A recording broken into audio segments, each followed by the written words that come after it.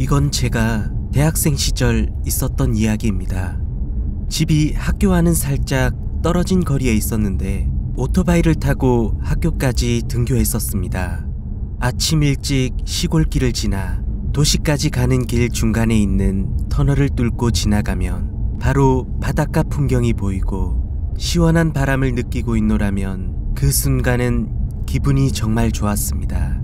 학교에는 새로 사귄 친구들도 많고 수업도 제가 배우고 싶은 학과에 진학할 수 있어 의욕도 생기고 제법 즐겁게 잘 보내고 있었습니다. 그러다 수업이 일찍 끝나는 날이면 집으로 돌아와 부모님의 밭일을 도와드리고 용돈을 받으며 그렇게 지내고 있었습니다. 하지만 그걸로는 뭔가 좀 부족했었습니다. 제가 쓸 용돈도 좀 필요했고 더 이상 부모님께 손을 빌리지 않고 빨리 자립하고 싶은 마음에 따로 아르바이트를 구할까 생각하고 있었습니다. 시골에서는 일자리도 적고 월급도 그리 많지 않아서 동네에서 할 수 있는 아르바이트가 거의 없었습니다.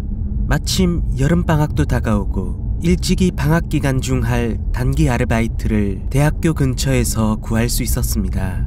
대학가 근처에 큰 쇼핑몰이 있었는데 그곳에서 친구와 함께 아르바이트를 구했습니다. 큰 건물 안에는 옷가게나 음식점 등 다양한 매장이 모두 모여 있다 보니 시간대에 맞춰 일을 구하기가 좋았습니다. 전 쇼핑몰 안 서점에서 책들을 진열장에 정리하거나 손님들께 안내를 해주는 일을 하게 되었습니다. 오전 쇼핑몰 오픈과 동시에 일을 시작해 5시쯤 일이 끝났고 친구는 음식점에서 홀서빙을 하게 되었습니다. 아쉬운 점은 바로 옆 매장이지만 그 친구는 제가 퇴근할 때쯤 저녁 파트타임에 일을 시작해 10시쯤 퇴근했습니다. 저와 제 친구는 그의 그렇게 시작한 아르바이트를 학기 중에는 주말 아르바이트로 방학 기간에는 평일에 일하며 어느덧 1년이 지나 또다시 여름방학이 찾아왔습니다. 6월 말쯤 아직까진 그리 덥지 않던 날 일이 끝나고 집으로 돌아와 씻고 침대에 누워 쉬고 있었습니다. 그런데 아직 일하고 있을 그 친구가 갑자기 전화가 왔습니다. 여보세요? 미안한데 내일 우리 가게 하루만 일 좀 해줄 수 있어? 내일? 응, 부탁 좀 할게. 배가 너무 아파서 병원에 왔는데 아마도 맹장염인 것 같아. 알았어. 가게 신경 쓰지 말고 일단 치료 잘하고. 고마워. 그렇게 다음 날은 오전에는 서점에서 일을 하고 바로 친구가 일하던 가게로 가서 서빙도 하게 되었습니다. 상당히 피곤한 날이 될 거라 예상되는데 다행이라면 그나마 가끔 주말에 일손이 부족하면 몇 번 도와주기도 해서 사장님과도 어느 정도 알고 있었고 홀서빙 일도 할 줄 알고 있었습니다. 하루 종일 피곤했던 그날의 일을 무사히 마치고 집으로 돌아가려고 시계를 보니 저녁 10시 무렵이 되어 있었습니다. 집까지 오토바이를 타고 가면 30분 정도 걸리니 더 늦기 전에 돌아가려 했습니다. 빨리 돌아가려는 이유가 있었는데 저녁에 집으로 돌아가는 길은 좀 위험했습니다. 집으로 돌아오는 길 터널을 빠져나오면 바로 급 커브길이 이어져 이상하게도 차가 많이 다니지 않는데도 저녁 시간만 되면 사고가 자주 발생하고는 했습니다. 그나마 낮에는 잘 보이기에 조심해서 빠져나가지만 저녁엔 가로등이 있어도 그 근처가 너무 어두워 반대편에서 오는 차량이 터널에서 빠져나오는 차량을 못 보고 그대로 사고가 나는 듯 했습니다.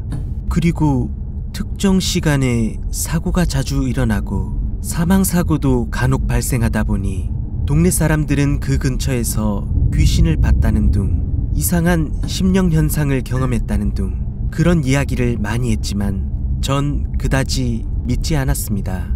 그래도 사고가 자주 발생하는 길이다 보니 또 저녁에 이렇게 오토바이를 타고 지나가는 건 처음이라 다소 긴장하고 주행했습니다. 6월 말의 초여름은 그리 덥지는 않았지만 터널에 진입하고는 갑자기 서늘한 기분이 들었습니다. 터널의 끝자락에 도착해 속도를 최대한 줄이고 조심스럽게 곧바로 이어지는 급 커브길로 진입하는데 마침 반대 차선으로 큰 트럭 하나가 다가왔습니다. 처음부터 속도를 줄여 마지막에는 거의 멈출 듯한 속도로 트럭을 지나쳐 아슬아슬하게 사고는 발생하지 않았지만 그 트럭의 운전자분께서 창문을 내리시더니 저를 쳐다보고 계셨습니다. 그분도 갑자기 나온 오토바이에 놀라서 그런가 싶었는데 그때 느낀 아저씨의 표정은 마치 아쉬운 듯 절 노려보는 것 같았습니다.